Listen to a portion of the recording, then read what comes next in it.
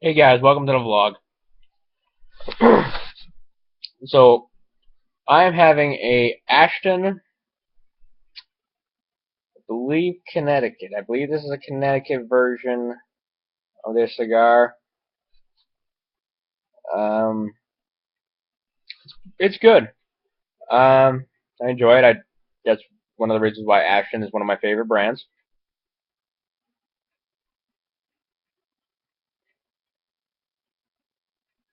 That along with Gurkha and which I get some shit for, and Padron, which Padron is probably in the top three of almost any cigar smoker's list. Um, what else was I going to say? So what have I done today? A couple things that I forgot to mention in yesterday's vlog. Yesterday I set a new personal best for stringing the tennis racket. Now the way I measure how fast you string, I always get the first two mains ready to put tension on, so that means I've already threaded the first two mains. I just because you have to like set them up in a certain way to start, so it's ready to just start putting tension on all the first two. So starting from there, I did it in 13 minutes 41 seconds, and I was pretty damn happy with that. Now, if I had started without the mains being threaded and just like the strings cut, which is what some people also do, it probably would have added maybe another minute, maybe 30 seconds. So it was solidly under 15 minutes. So that's pretty damn good. I believe Wimbledon stringers usually get them in around 12, which and the fastest I've seen is 6 minutes and like 40 seconds, which maybe someday.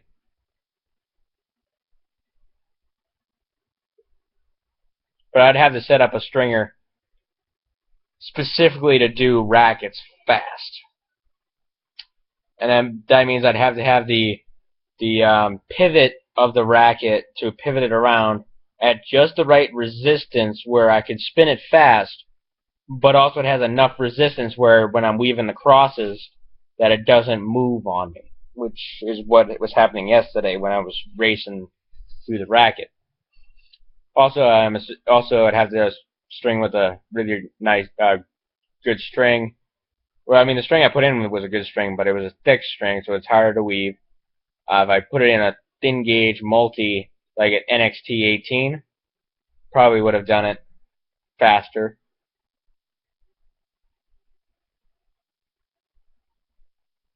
But I think I had all the mains done in like 3 minutes. So, no, or like 3 or 4 minutes. So that was pretty fast. Um, yeah, I can string. I've gotten pretty good at stringing. Um,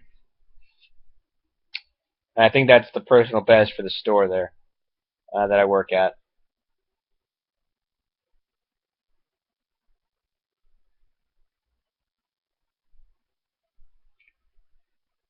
So a couple funny cigar stories that I haven't told you guys. I have a couple friends who can inhale cigars. Yeah, if you've ever met them, you're like, how the hell are they doing that without dying? Um, in case some new cigar people who haven't smoked cigars are watching this, don't inhale. you will you will cough up your lungs. I guarantee, or I can almost guarantee it. But these people can inhale, and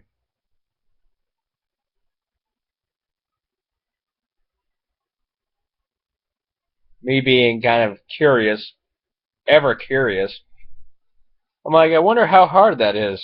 So I'll try it for one. And I'm quickly reminded why I don't inhale cigars. And I know you're not supposed to, and I know, I know what the results are going to be, but just out of sheer curiosity, I try it. when I'm with them. Like, they'll be inhaling, and then I'm like, how hard? How hard is it again? And then I'll quickly cough up my right lung, and I'll be like, oh yeah, that's how hard it is. That's how bad it is. So yeah, don't inhale cigars. Bad idea.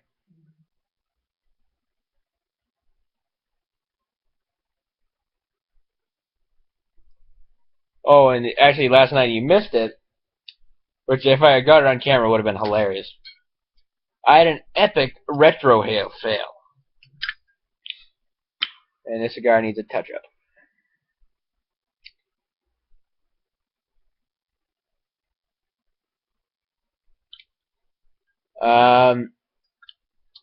So what retrohaling is you kind of exhale, well, not exhale because you're not breathing it in, but you kind of pass the smoke up through your sinuses and out your nose, some of it. Now, I'm not very good at that.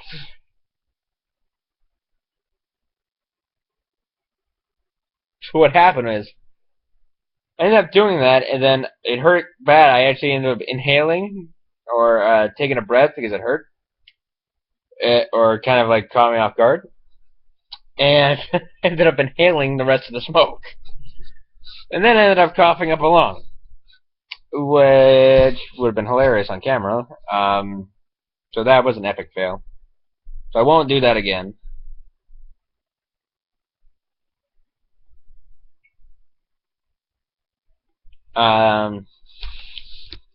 Yeah, that was well, I'll try retrohaling again, but I'm not gonna put that on camera though. It would have been funny on camera, but I'm not gonna put it on camera for views because it's not worth it.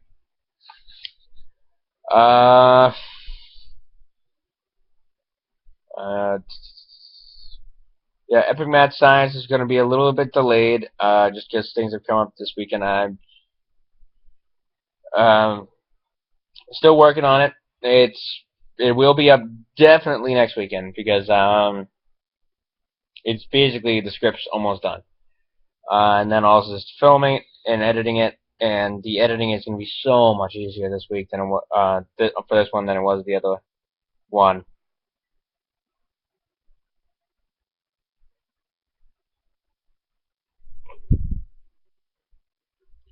And the Angry Critic's coming out on Tuesday, and I'm actually releasing 2 videos this week for the Angry Critic, and it's going to be 2 videos from now on.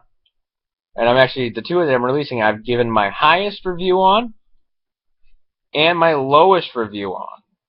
So, yeah, figured I'd release the highest and the lowest in the same week.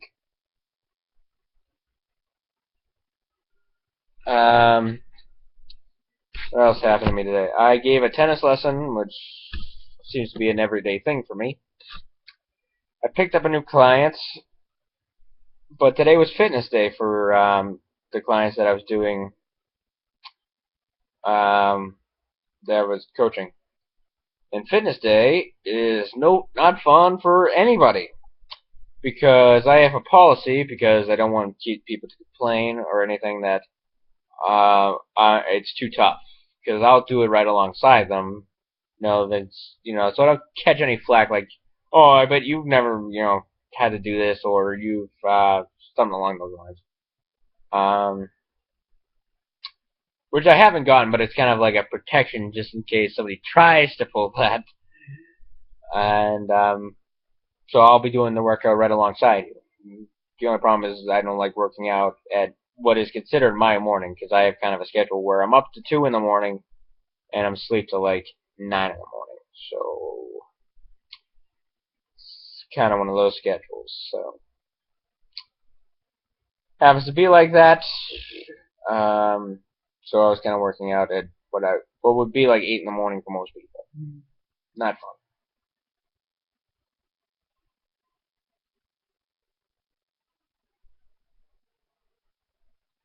And then I had a lesson this evening with my coach, which was brutal. But the good news is I've tried out all the rackets. I've kind of narrowed it down to 2. because I really don't like the other ones. So the two that I like is the Wilson Pro Staff 90. I love it so far. I love the heft to it, and you talk about plow through. It's like it's one of those rackets where it's the frame is soft, but because there's a ton of mass behind it, it's like it still plows through the ball. It's like high ball, bye ball. It's like ball's not even there. It's like I don't even I feel the ball, but it's not like. There's a reason I don't like light rackets. It's because I always feel like I hit the ball and the racket's getting knocked back farther than the ball is going forward.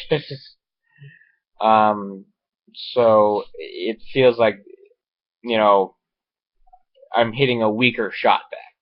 Whereas heavier rackets, I feel like I'm just like pounding through the ball. I'm spanking the crap out of it. So that's why I typically enjoy heavier rackets.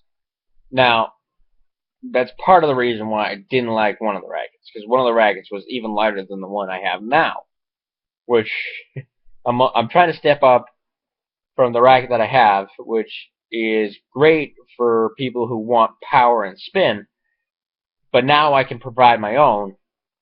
Now I'm looking for more control, so I'm looking for a more control-oriented frame and a heavier frame, as well as a softer frame.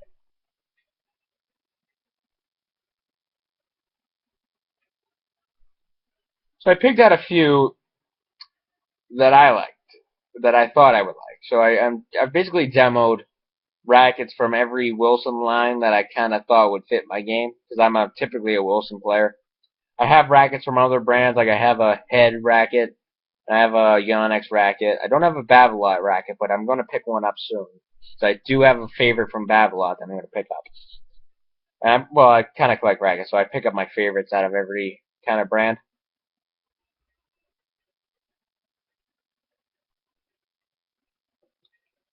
But, so, yeah, the Blade, the Wilson, and the other one is the Wilson Blade 1820, which, great control from it. I feel like I could put the ball on a dime with it. It's bigger head. It's 98 square inches, so it's bigger than the 90, which is only 90 square inches. But it is lighter than the 90. It's as light as the racket that I have now. And the swing rate's a little lower. Swing weight I like anywhere between 325 to around 325 to 335, which 335 is kind of getting on the high end for me. I have hit a racket at 335.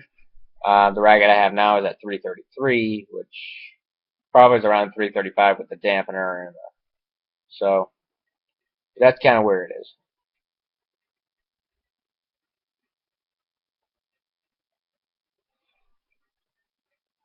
So that's what I'm kind of been playing around with. I definitely, if I were to get these rackets, I would not keep the same string setup because they're strung with multi, and I have nothing against.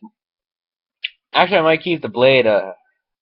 No, I would still put a poly in.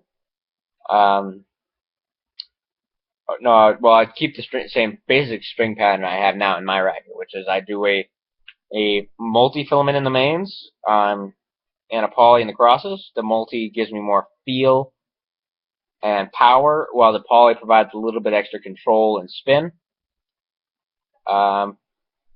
So it does break faster with the multi in the mains, but it feels, I think better than when I have the poly in the mains, which is more durable.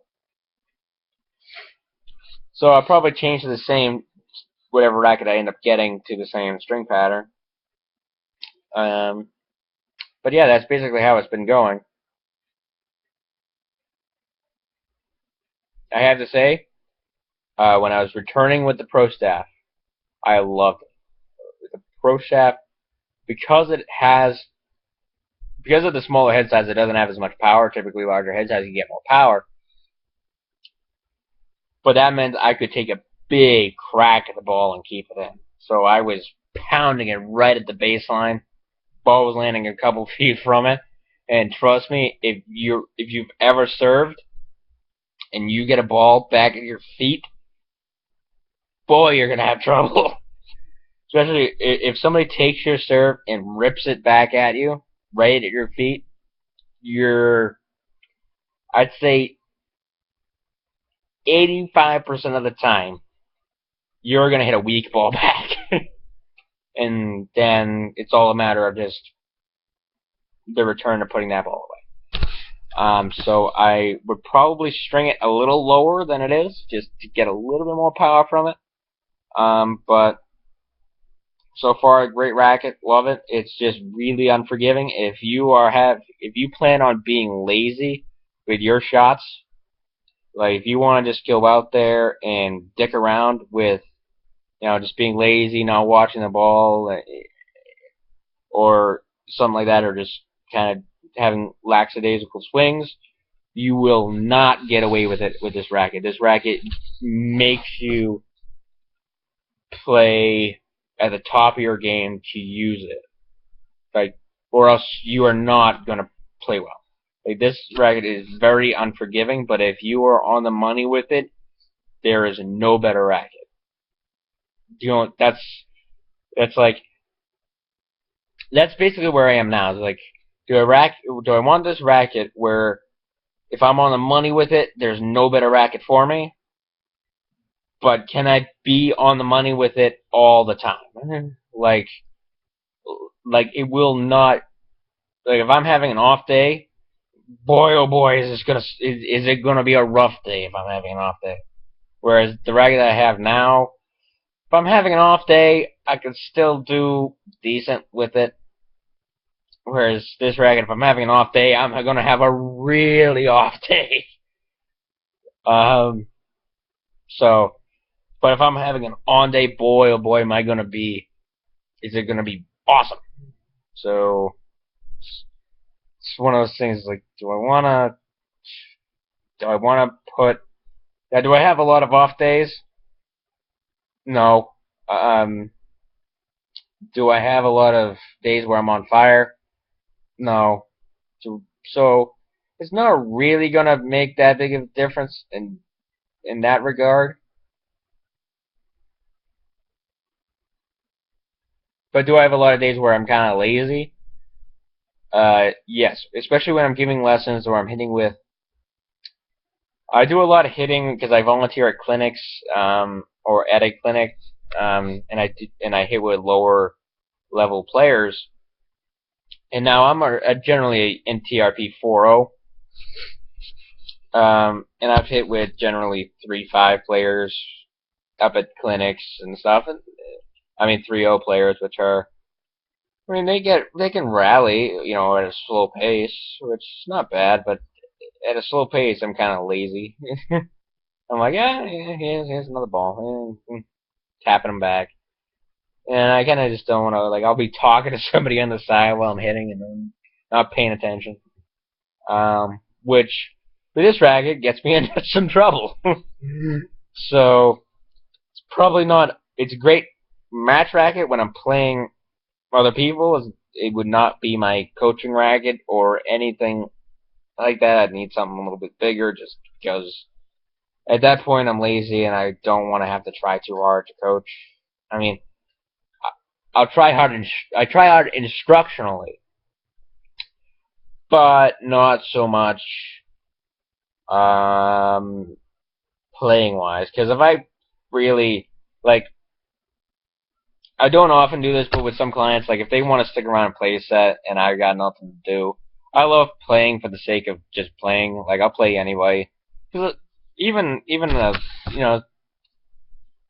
kind of a lower level player, I can just find enjoyment out of just being on the court. I'm kind of one of those people. I enjoy ripping balls at 60, 70 miles an hour, but it's fun to occasionally just bat around the ball, gently.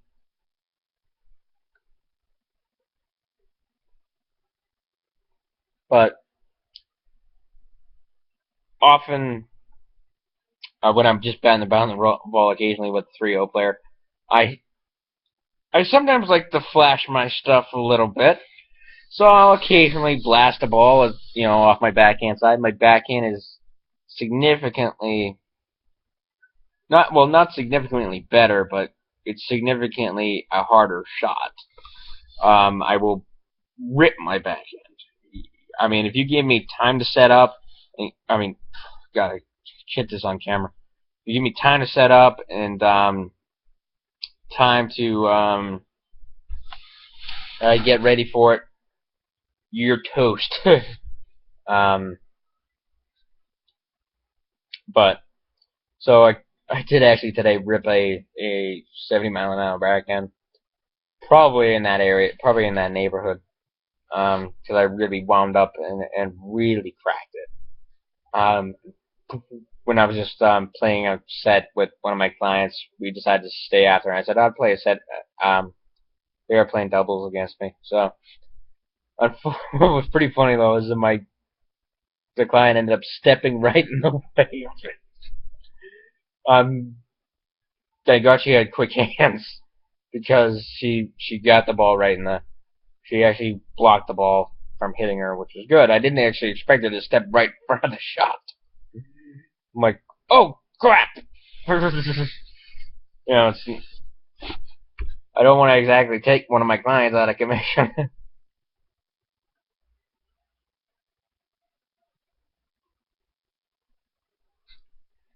So I'm looking forward to trying out. I've basically eliminated 2 rackets. So I'm between these two, the Blade 1820 and the Blade 98 1820 and the Pro Staff 90. It now comes down to how well I can volley with it, point play with it, and serving with it. Those are going to be keys, because I know that when I'm on the metal with the ground strokes, I can hit with it. Or if I'm not entirely on the metal with it, like the Pro Staff is kind of landing short, so they're kind of a little weaker, but I'm sure that the only thing that I have to adjust is just aim a little higher over the net, hit a little harder. Not really hard adjustments to make. So it's like, it now comes down to how, like obviously if I can't serve with it because I'm shanking too many balls because of that small head size, then obviously that's going to put a big damper on things. So we'll see how it goes. Got another lesson tomorrow. It's going to be brutal, as always. But then I'm hanging out with my coach afterwards, and we're going to have cigars because, yeah. So that's how it went.